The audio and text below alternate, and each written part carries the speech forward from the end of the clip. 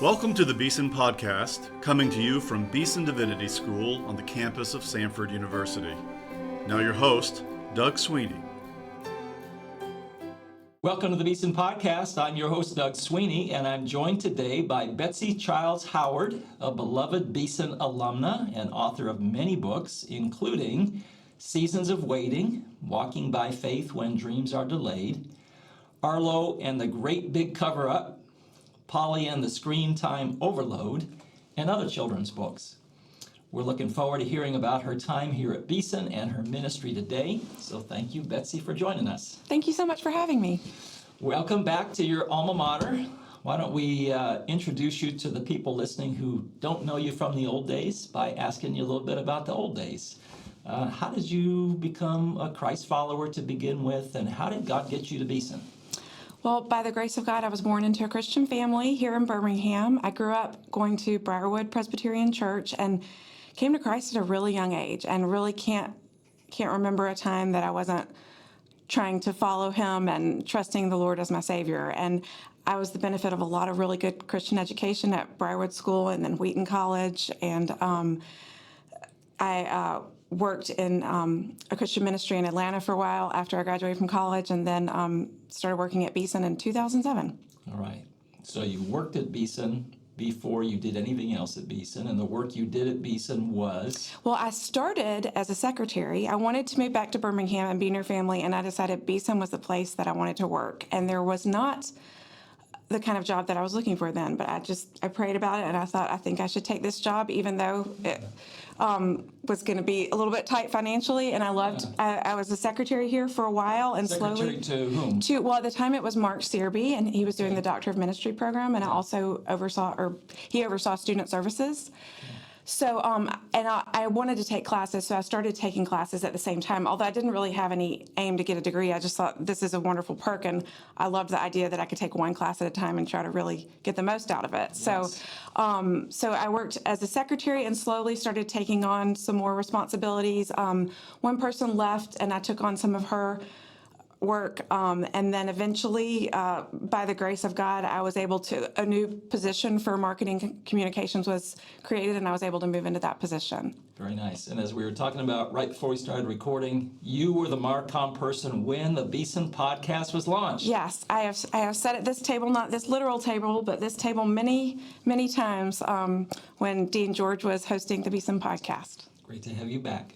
All right, so tell us just a little bit about your connection to the Gospel Coalition. A lot of us at Beeson are connected somehow to the Gospel Coalition, and Colin Hansen's in the building, all that kind of thing.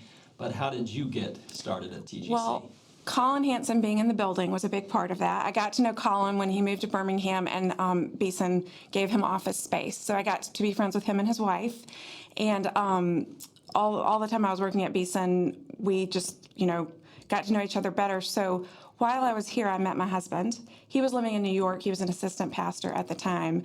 And as it became clear that we were going to get married, I knew I couldn't keep my job at Beeson if I moved to New York. So I went to Colin and said, will you give me a job? So the Gospel Coalition is all remote work spread around the country. So it worked out well for me to start working for TGC when I left Beeson and moved to New York City. Yeah. And what kind of work did you do for TGC? I was and am on the editorial team, but actually one of the things that Colin hired me to do was to work on their podcast and take it to the next level. At that point, there was a TGC podcast, but all it was they put up conference messages 10 at a time with no music or any intro. It was just very much a way of getting content out there. So I tried to, make it more like a regular podcast, and we started producing it, and we started having different guests and doing interviews and things like that. And my role has expanded and evolved in different ways, and then it kind of contracted when I had 2 children, but I've still worked part-time for TGC and really enjoy staying a part of that world. Wow. Were you involved in writing ministry before you started working for TGC, or was that kind of your start as a writer as well? I had done some writing, yes. So I had written some articles for TGC. I had written some for First Things.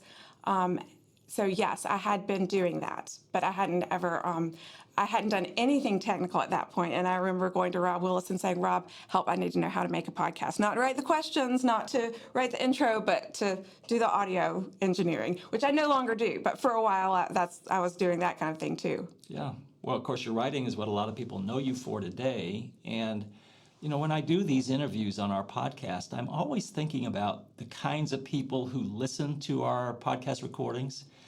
And some of them are people who are trying to figure out how to use their gifts in ministry. They're thinking about seminary.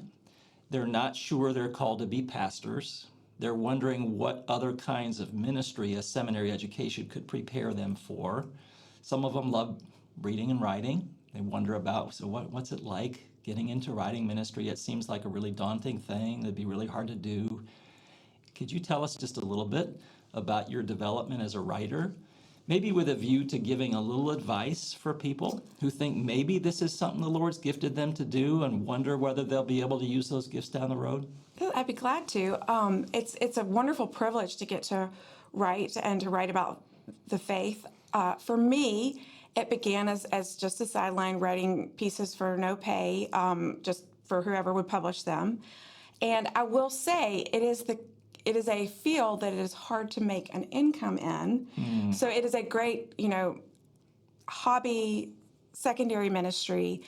But one thing that some people don't realize is that editing can also be a ministry. Good. So I know there's a number of Beeson graduates who have gone on to be editors for Christian publishers and Christian websites, and that is one thing for people to consider if they like to write. You can still do quite a bit of writing, but also help other people with their writing. But more often, editing is the kind of job that can pay the bills.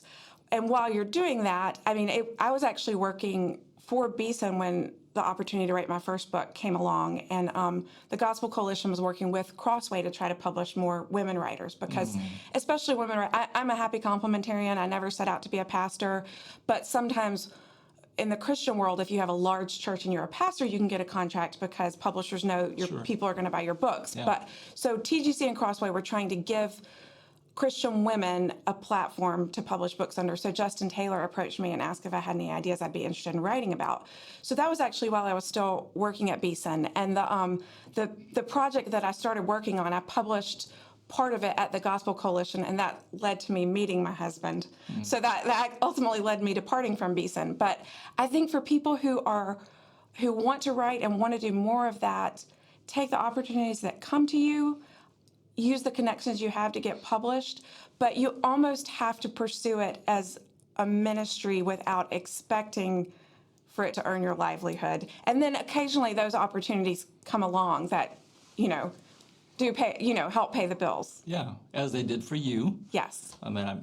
I'm not suggesting you're a millionaire author or anything. No, it's been a huge blessing. Books. Yes, it's been a huge blessing. And it's, for me, it helps me pay for my children to go to preschool and stuff like that. Yeah. So I'm so grateful for that. How did your first book contract come to be?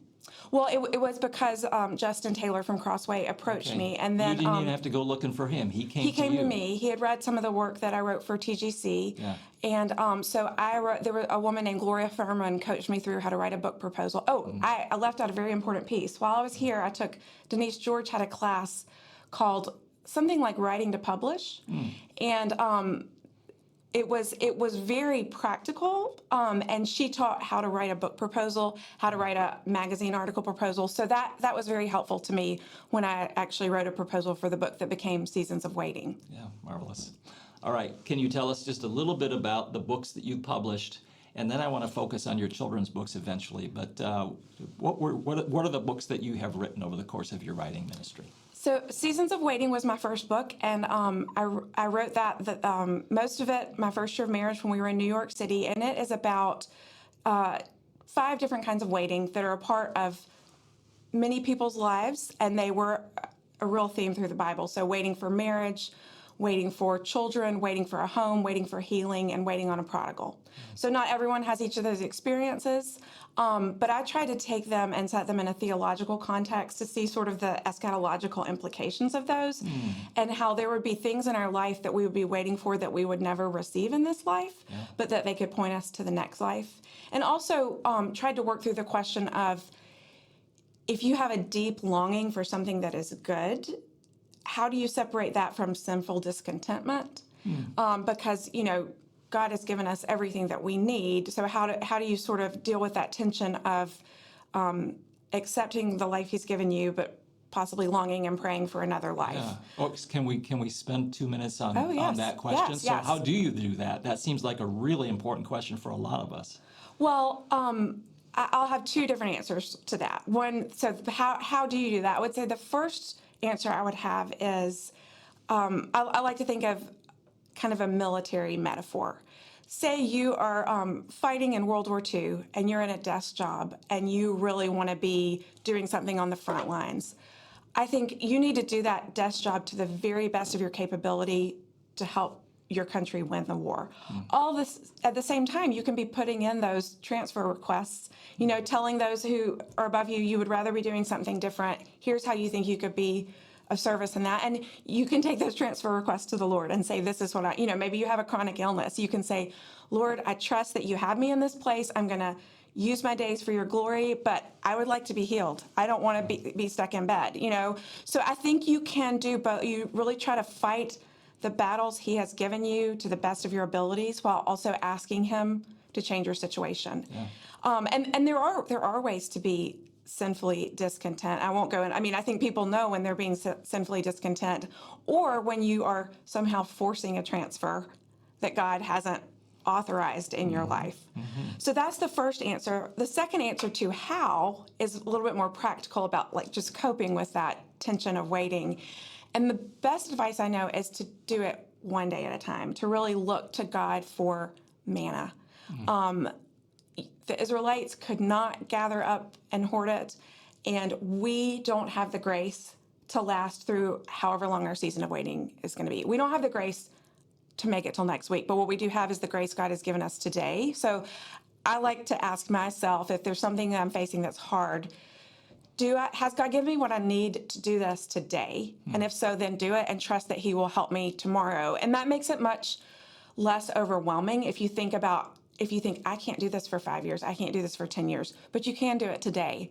And that to me is a helpful way of sort of coping in real time. Yeah, that's great. But I interrupted the flow there. We were talking about the books that you've done. We were on Seasons of Waiting. What else have you been able to write? So that's the only book I've written for adults. Right now I have no other plans to write a book for adults. It was a great experience, but it was hard. And if God put something burning on my heart that I think people need to hear, I'll write another book for adults. But I didn't write anything for a while after that. But as I was working for the Gospel Coalition, we started a thing called the TGC Book Awards, and we would take different categories of books. It's similar to Christianity Today's Book Awards and others, and we would just say, this is what we think was the best book in this category this year. The first few years I oversaw the Christian Living category, and then we decided we should really do a children's book category. So I said, please, let me do that, because I've always loved children's literature. Did not have children at that point, wanted to have children. That was a season of waiting my husband and I went through, wanting to have children and not having them. So I started overseeing the Children's Book Awards. So it was really interesting how I would get sent all these brand new children's books from publishers. Some of them were terrible, some of them were great, but it was really interesting market research to see what is being published right now for children. And I started noticing that there are real themes in Christian children's publishing. And at that point, there was a real theme of biblical theology, which was great. I think there had been people had realized that children needed to see the whole scope of God's plan rather than teach them verse by verse or just story by story. And they didn't want moralism. So things like the Jesus Storybook Bible had really inspired people to do whole Bible theology with children. But as I read these books over the course of several years, I realized, wow, a lot of the books that really shaped me morally were fictional stories. And it wasn't moralism, but it still was a way of showing me how to live out the Christian life in a way that didn't feel like a Sunday school lesson, but it felt like a really good story. And there was just a growing desire for me to see this. So as part of my work with the Gospel Coalition, I started talking with Colin Hansen about that maybe we could start to publish some of these. So we made a partnership with Crossway, and that was the beginning of TGC Kids. And the vision behind TGC Kids was to publish books that were story-driven, that were fun, that kids did not realize they were being taught, but that was teaching them lessons about how to live the Christian life and how to follow God's commands. Yeah. All right, so as you got into this as a writer yourself, all of this shaped the way in which you approached the work of writing children's books? Definitely. It definitely did. All right, and you've done 2 so far? How many have you done? I have published 3. 3. And through the TGC Kids series, and I have another future one coming out with that series. We've also published other authors in that series, and I have a board book coming out from B&H in 2026 as well. Fantastic. What's that going to be?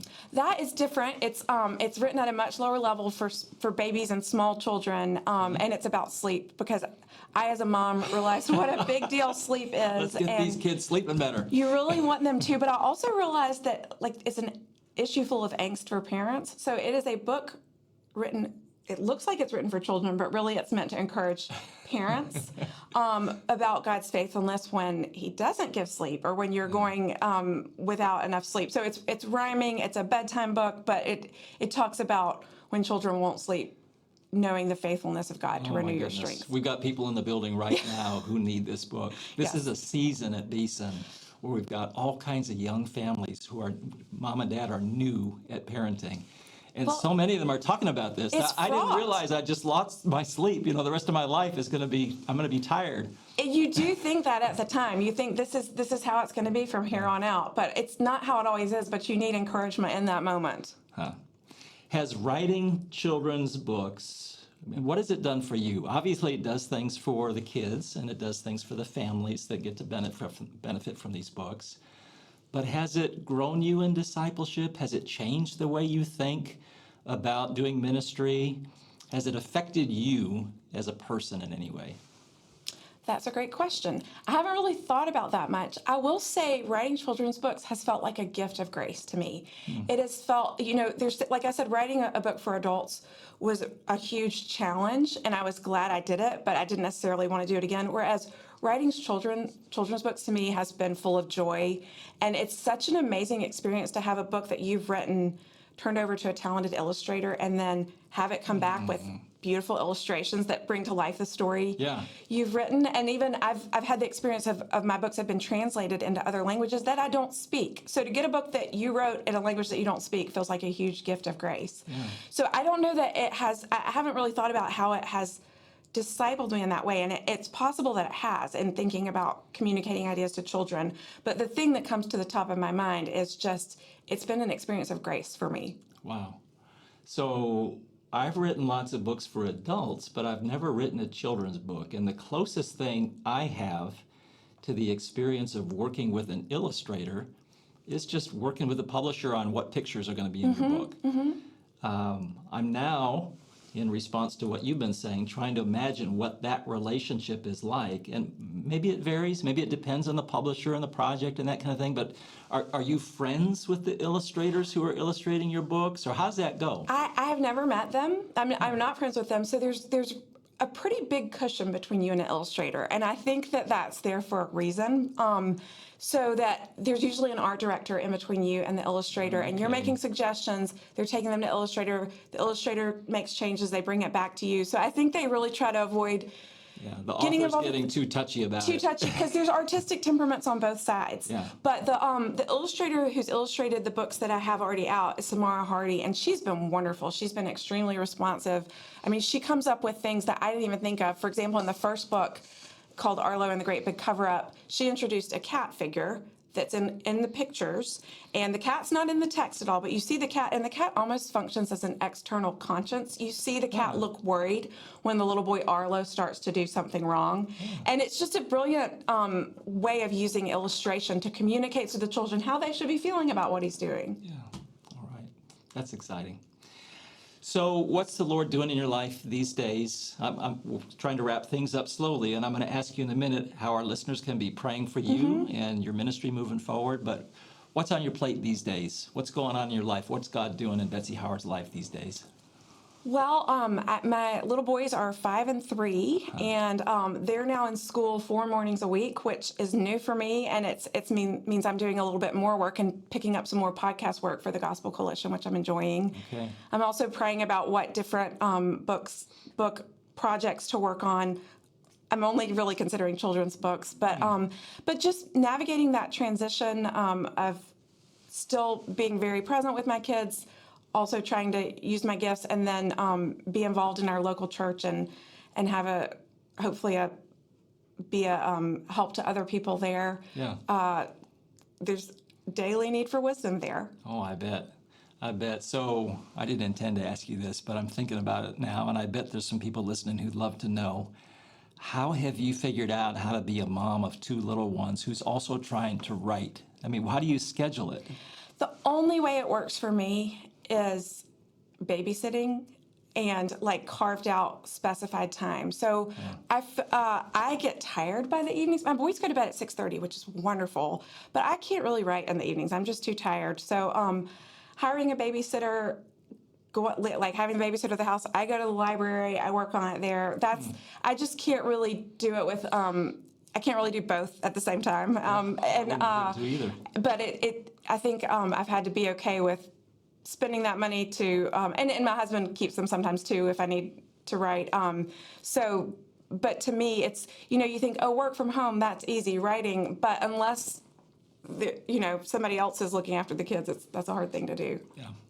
All right. So our listeners want to pray for you at least a little bit. How can we be praying for you and your writing ministry and your family these days?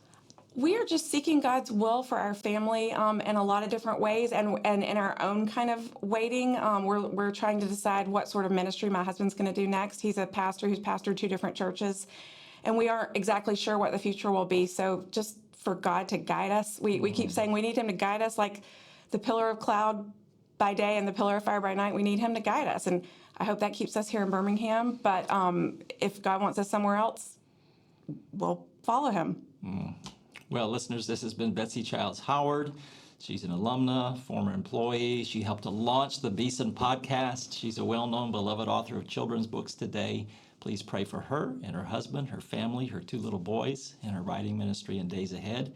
Thank you, listeners, for tuning in. We love you, and we're praying for you. We say goodbye for now. You've been listening to the Beeson Podcast, coming to you from the campus of Samford University. Our theme music is by Advent Birmingham. Our announcer is Mark Janolette. Our engineer is Rob Willis.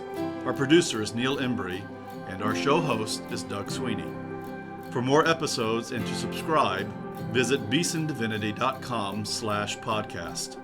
You can also find the Beeson Podcast on iTunes, YouTube, and Spotify.